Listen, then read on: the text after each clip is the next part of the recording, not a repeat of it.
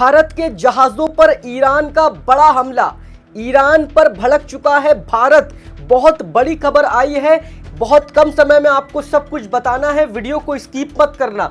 देखिए दोस्तों, ईरान और भारत के बीच में अब ये जो एक नया तनाव पैदा हुआ है, इसका सबसे बड़ा जो दोषी है वो हमारे ही देश का गोदी मीडिया है। इस पॉइंट को आप नोट करें, आगे बताऊंगा कि किस तरह से है। पहले आपको बताना चाहूंगा कि बीते 24 घंटे में आखिर क्या हुआ जिसके वजह से भारत और ईरान के रिश्तों में दरार आई। तो पहले बीते 24 घंटों में भैया ईरान और अमेरिका की काफ़ी बातचीत हुई।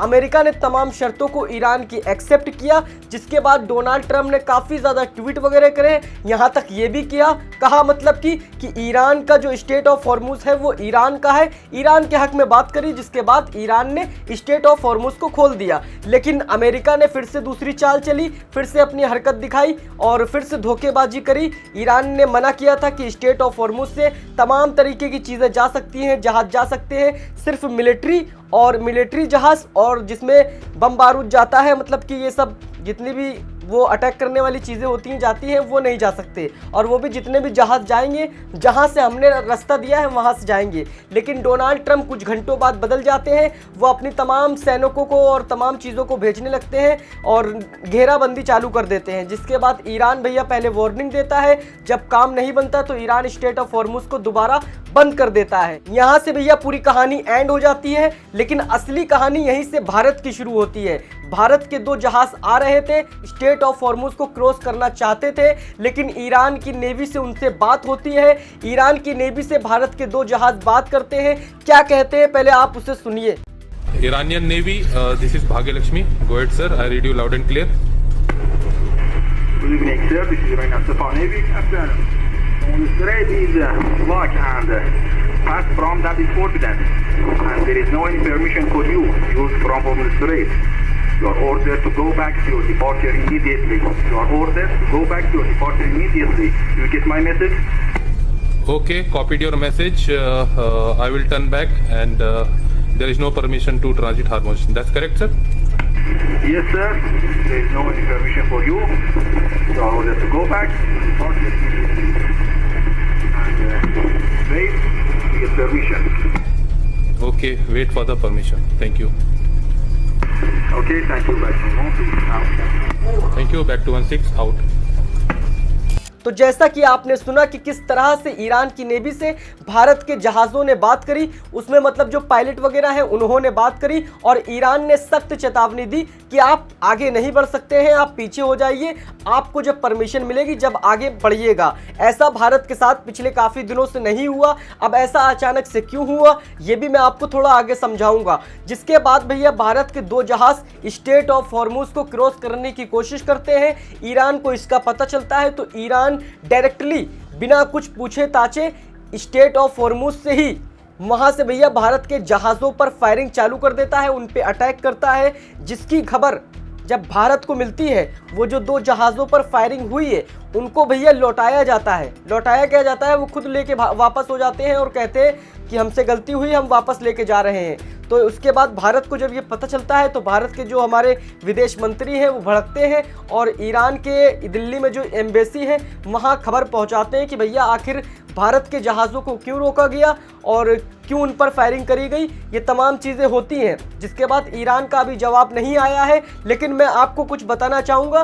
पहले इस शख्स को देख लीजिए, ये शख्स वही है जिसने 3 दिन पहले बहुत ज़्यादा ही ये वायरल हुआ। इसने कहा था कि इस्राइल हम तुम्हारे साथ हैं, लेबनान पर और गाज़ा पर और भी हमले करो, 50-100 बम और मारो, हम ईरान की रिजीम को नहीं मानते हैं, हम इस्राइल के साथ हैं, इस्राइल जो कर रहा है वो सही कर रहा है। जिसके बाद ये इसका पॉइंट काफ़ी वायरल हुआ, नेशनल चैनल पे ये बात बोल रहा है जहाँ पे करोड़ों लोग देखते हैं। पॉइंट वायरल हुआ, ईरान के बहुत सारे ट्विटर हैंडलों ने इसको पोस्ट किया। अब जब पोस्ट किया होगा तो ईरान के नेताओं को, वहाँ के आर्मी चीफों को सबको पता होगा। इस वजह से भैया ईरान ने भारत के जहाज़ों को रोका है। तो अब मैं मेन पॉइंट आपको बताना चाहूँगा कि ईरान और भारत के बीच में ये जो तनाव पैदा हुआ है ये देश की सरकार ने नहीं बल्कि देश की गोदी मीडिया ने करा है। लेकिन गोदी मीडिया को ये जो इतना आगे बढ़ने का हौसला दिया जा रहा है या फिर जो कुछ गोदी मीडिया से करवाया जा रहा है ये देश की सरकार करा रही है, गोदी मीडिया इसके इशारों पे नाच रही है। तो भैया अब देश के अंदर जिस भी तरीके की क्राइसिस या फिर जो भी मुश्किलें आगे आने वाले टाइम पे पैदा होंगी, अगर ये जंग बढ़ती है तो उसका जिम्मेदार और कोई नहीं बल्कि इस देश का गोदी मीडिया है। और इन जैसे कुछ एंकर हैं जिनको इतनी छूट दे रखी है कि आके कुछ भी नेशनल टीवी पे बोल सकते हैं। जहां पे ईरान और भारत के संबंध अच्छे हैं उसको बिगाड़ने की कोशिश करी जा रही है। सोचिए अगर उन फायरिंगों में भारत के कुछ लोगों की जान चली जाती, जहाज़ों पे जो काम करते हैं, जो वर्कर रहते हैं, उनको कुछ हो जाता तो उसका जिम्मेदार कौन होता? इस देश का गोदी मीडिया वहाँ पे तो सिर्फ ये खबर चलाता कि भारत ने हमसे पंगा ले लिया है, भारत को हम ये कर देंगे वो कर देंगे ईरान के साथ, और फलाने ढिमाके टीआरपी उसमें भी ये बटोरता। तो गोदी मीडिया जो काम कर रहा है वो कहीं ना कहीं इस देश को न जाने कहाँ पे ले जाएगा। गोदी मीडिया किस तरह से मुस्लिमों को टारगेट करता है, झूठी खबरों को सच बताता है, और जब बाद में वो खबर झूठी निकल जाती है तो चुप हो जाता है। तो गोदी मीडिया जो काम कर रहा है वो इस देश को 100 साल पीछे ले जाने वाला काम कर रहा है, और भारत की जो तमाम देशों से दोस्ती है उसको खराब करने की कोशिश कर रहा है। तो भैया ये मेन पॉइंट था, मैंने सोचा आपको इस तरह से समझाया जाए। तो अब भारत के प्रधानमंत्री से और भारत की सरकार से मैं अपील करना चाहूँगा कि अब आप क्या करेंगे।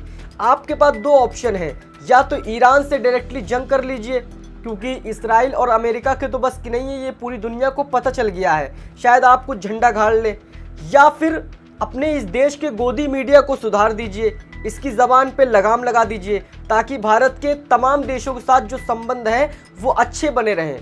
आपके पास दो ऑप्शन है, और अगर इनमें से कुछ नहीं कर सकते हैं तो भारत की जनता पे छोड़ दीजिए, वो बहुत कुछ कर सकती है, आप इस्तीफ़ा दे दीजिए।